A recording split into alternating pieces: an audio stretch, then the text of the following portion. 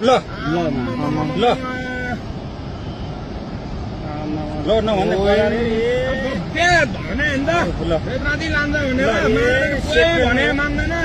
सेकेन्डमै ल यार मैले भने नि गोटारतिर फोन गरिदिउँ दे